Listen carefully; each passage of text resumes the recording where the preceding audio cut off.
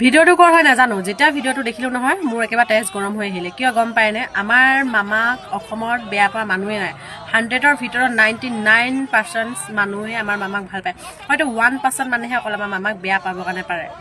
কৰ হয় কিন্তু নাজানো, ভিডিঅ'টো কৰ হয় মই যিহেতু নাজানো, কিন্তু মানুহখিনি ৱৰ্ডবিলাক শুনি এনেকুৱা লাগিছে তেখেতলোকে আমাৰ অসমীয়া মানুহে নহয়। আৰু ইমান কেনেকৈ তেখেতলোকে অধিকাৰ পালে? আমাৰ মামাৰ ভাগৰ এটা মূৰ্তি বনাই তেনেকৈ ফটো লগাই আমাৰ মামাৰ ফটোখন তেনেকৈ কৰিবৰ কাৰণে সিহঁতি মামাৰ এটা মূৰ্তি বনাই তেনেকৈ সিহঁতি গোটেই মানুহবিলাকে মুৰ্দাবৰ্ড কৈ চিঞৰি তেনেকৈ কৰিবৰ কাৰণে সিহঁতি অধিকাৰবিলাক ক'ত পালে মই এইটোৱে ভাবিব পৰা নাই।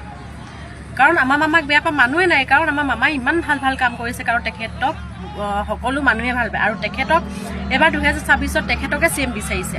মোৰ এনেকুৱা লাগিছে ন এইবোৰ চব কংগ্ৰেছৰ চাল বুলি মই ভাবিছোঁ। কাৰণ কেলৈ আমাৰ মামাক অসমত বেয়া পোৱা মানুহে নাই, তেনেহ'লে এইখিনি কংগ্ৰেছৰ চাল হ'ব। কোনোবাই হিন্দীৰ মানুহৰ দি পিনে তেনেকৈ আমাৰ মামাৰ মূৰ্তি বনাই পিনে তেনেকৈ আমাৰ মামাৰ মূৰ্তিটো মানে এনেকুৱা কিবা এইটো দেখিছে হয়তো কি বস্তু হয় বনাই পিনে তেনেকৈ টৰ্চাৰ কৰি আছে। কিন্তু যেতিয়া দেখিলোঁ ন মোৰ ভিডিঅ'টো দেখি মোৰ তেজটো গৰম হৈ গ'ল জানেনে। কাৰণ আমাৰ মামাই আমাৰ কাৰণে ইমান ভাল কাম কৰাৰ পাছতো কোন এনেকুৱা মানুহ ওলালে আমাৰ মামাক মুৰ্দাবাদ বুলি ক'বৰ কাৰণে।